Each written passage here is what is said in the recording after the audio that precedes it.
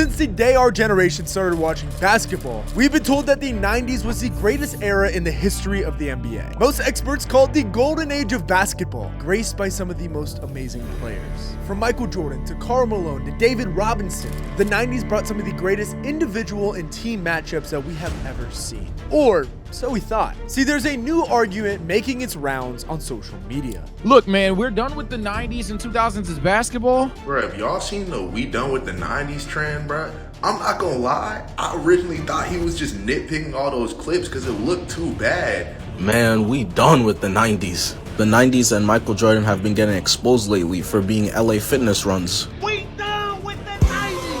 We are done with the 90s. It seems like the masses are finally waking up to maybe the 90s weren't all that. But could any of this actually be true, or is it just another Gen Z meltdown? I mean, personally, I believe that basketball has advanced to a point that is so much more superior than the 90s that if you threw a bench player in the NBA today into a game in the 90s, they would still become an NBA legend. It's just basic evolution and skill. But that's an opinion, and I'm often wrong about a lot of things. So we're gonna look at the biggest argument coming out of the "we're done with the 90s" crew, which surrounds Michael Jordan. Many are claiming that we have all been lied to, and MJ wasn't a great scorer, and he couldn't even use his left hand. Now, to be honest, when I first heard this on TikTok, I was shocked. So I decided we should do some research of our own on this. Now, to do so, in this video, we'll be looking for 3 different things. Number 1, what have players from MJ's era said about this argument and his left hand? Number 2, we're gonna find film to see whether or not MJ's left hand would be good enough to use in the NBA today. And number 3, how would his game then compare to the current stars today? So with those goals set, it's time to start our hunt. Now, first off, I want real players that had to guard MJ in the past, not some random posers who say that they know ball. So I sat down and dug through interview after interview in just about every online player forums I could find, and eventually landed on these clips. Now, I'm sure all of you during the pandemic watched The Last Dance. It was awesome. If you go back and watch episode 3, you may remember when they talk about the Pistons creating the Jordan rules. Now, for those who didn't watch, pretty much the Pistons had a formula to stop MJ, and they were pretty good at it. In the doc, it seemed like their key to stopping Michael Jordan was just to rough him up, get physical with him. Now, first off, the documentary is respectful to the Pistons' success against Jordan. Then Bulls, John Paxson, Bill Cartwright, and Jordan himself all acknowledge that the Pistons had their number during these times. But The Last Dance, you see, it's Jordan's story, not theirs. And it leans towards Jordan fan interpretations instead. Now, in fairness, some of the voices surrounding the Jordan rules that were about smacking him around, they belong to the people who are actually doing the smacking, which is good.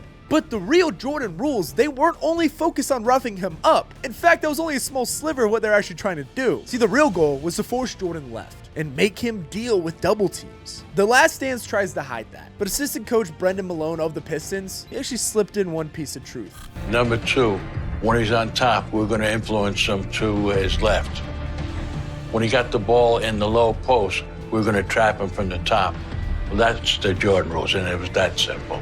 Now, watching that made me think, 1, why didn't they talk about that more? And 2, could I find other Pistons outside the documentary talking about this? So I looked elsewhere. And I was actually shocked to find that almost every single player on that Pistons team had shared their sides of the story. The Pistons starting point guard at the time, Isaiah Thomas, is a huge advocate against how the doc portrayed them. He said that the Jordan rules were to attack MJ's weaknesses, and in an interview on All the Smoke, he said that MJ's biggest weakness was to go left. Explain what the Jordan rules are. We have rules for everybody. We have rules for Magic, Kareem, Bird. Y'all go into a locker room, there are rules for everybody. Right. Jordan, he didn't like to pass. No question. You see kids that got great handles and all that. He didn't have great handles. Couldn't go left. If he went left more than 2-3 times, he had to pick it up. The rules were very simple. Left side of the floor, right side of the floor. In the middle, send him left. When he's going left, we wanted the trap to be visible. First person that he sees is running at him. Your job is to take away his right hand. Now, as a passer, we want that ball going in the air. We're quick enough to rotate and get back and match up. This is what Isaiah had to say. So Isaiah Thomas, a real player who played against Michael Jordan and had success, said that he couldn't dribble or use his left hand? That's interesting. But I know what you're saying, and you're right. Colin, this is one of MJ's biggest haters. Maybe he's just extending the truth.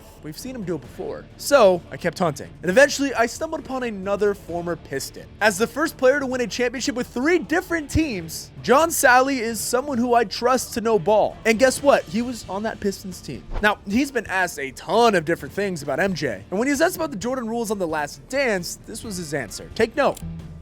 As soon as he steps in the paint, hit him. So I thought let's compare that to an interview outside of the dock. And when he was asked about the Jordan rules not on The Last Dance, his answer was much different.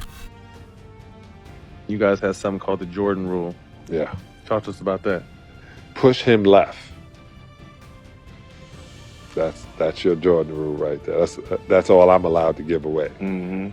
Push him left. That's your Jordan rule right there. That is another former Pistons player saying the only way to stop the guy was to make him go left. I right now can't tell if they're talking about Michael Jordan or is this a hit piece on Jaylen Brown at this point? Because the two guys are starting to sound pretty similar. But again, okay, Colin, those are both just Pistons players. They still to this day have bad blood with each other. You can't just trust what they're saying. You guys, you're smart. You're so right. I needed to keep looking. And I did. I came across this interview from George Gervin, aka the Iceman.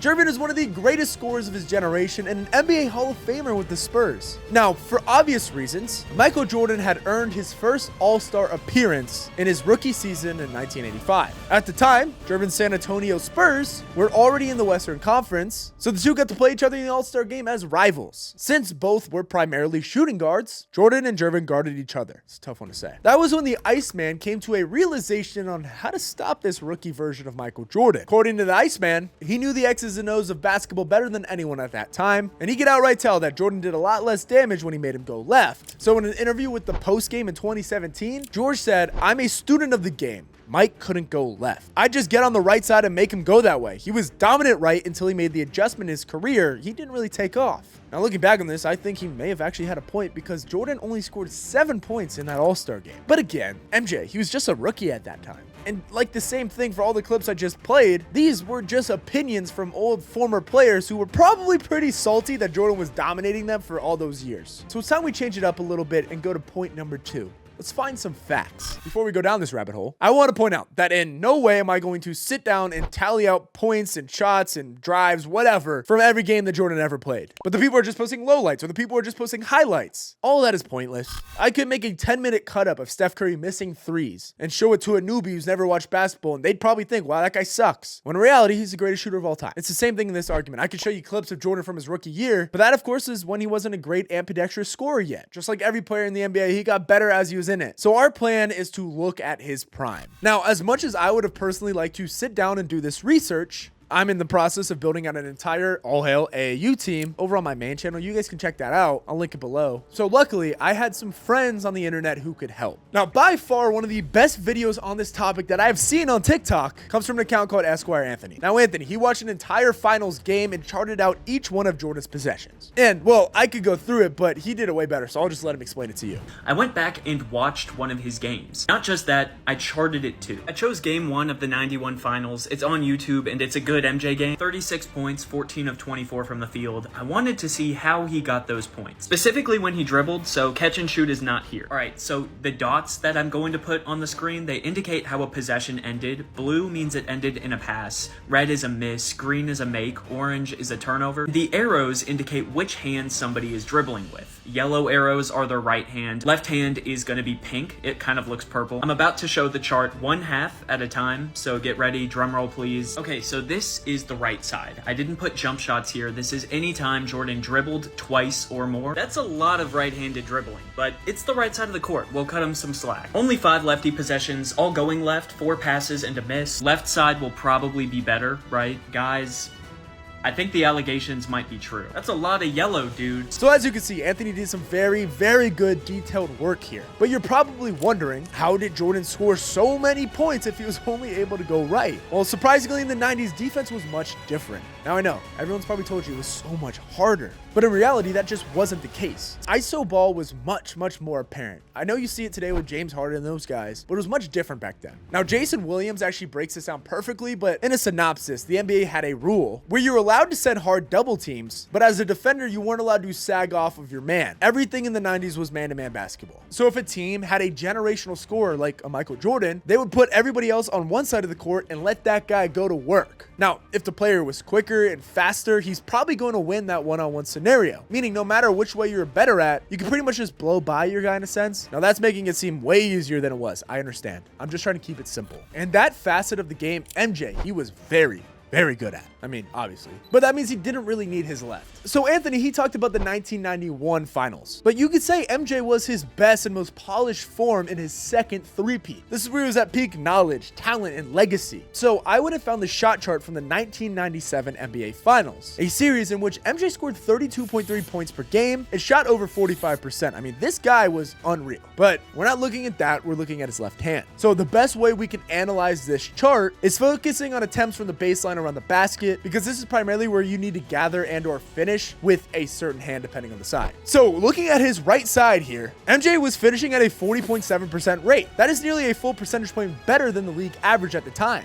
But flip it over to the left side, and it drops down to 26.3%, which is a full 13 percentage points lower than the league average. So now I'm thinking, okay, how does that compare to today? So let's look at LeBron's career shot chart. Now, LeBron is actually nearly even no matter which side he goes, and he's actually 5% better on the left side. So this was uneven for MJ. The fun part here is when we look at his career shot percentage. Now, the averages, they even out a little bit better, but what do you notice about LeBron's compared to MJ's? On Michael Jordan's side, there's one spot around the basket where he attempted the least amount of shots, and that is directly below the rim to the left, the exact spot where he would need to finish with his left hand. Now again, this is not anything to rip MJ apart for. He was as great as he was without really needing to be good at his left hand. But that's not what we're asking. The question we're all wondering, how does MJ's left hand stack up to today's NBA? I mean, based on these facts, I think it's pretty clear we can make a conclusion that MJ just wasn't as good with his left hand as players are today. And in the way NBA games work today, that type of scoring really just wouldn't work for him. He wasn't a great shooter from behind the line. Guys are much bigger, faster, and stronger now.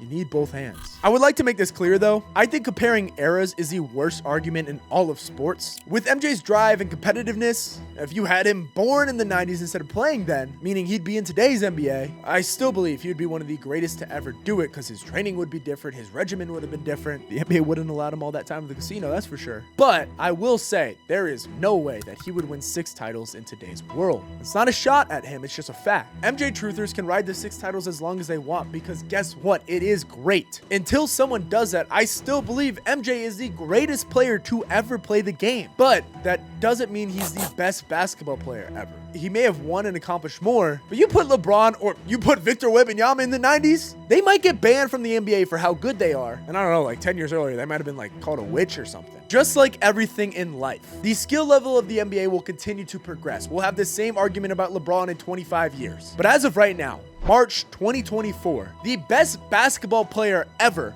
is LeBron James. Nobody has been better at the sport than when this guy picks up a basketball. He can do everything there is on a court and has done it for 21 years in dominating fashion. If anyone tells you different, they're just straight up lying to themselves, because the media has made this guy so polarizing. Now, in no way does any of that take away from MJ's greatness, like I said. That greatness will remain true forever. But what our generation was lied to about, and the basis of the "we are done with the 90s" movement, is simply they weren't as skilled as everyone makes it seem. And guess what? That's just life, and that's okay. Just because you grew up watching them doesn't mean the skill level compares. And I'll tell you what, that is a fact for a whole nother video. So I am All Hail Cullen. If you agree with me or you disagree and think I'm an idiot, I would love to hear all of your thoughts in the comments. I'll be responding to all of them, because the best part of sports is being able to combat with one another and hold a very strong opinion. That's what makes it fun. Either way, wherever you stand, make sure you hit like and subscribe. It really supports us in being able to make these videos. We're posting basketball documentary style videos here as much as we can. We are always working on one, and each week they're only getting better and better. So until next time, I'm Cullen. Peace.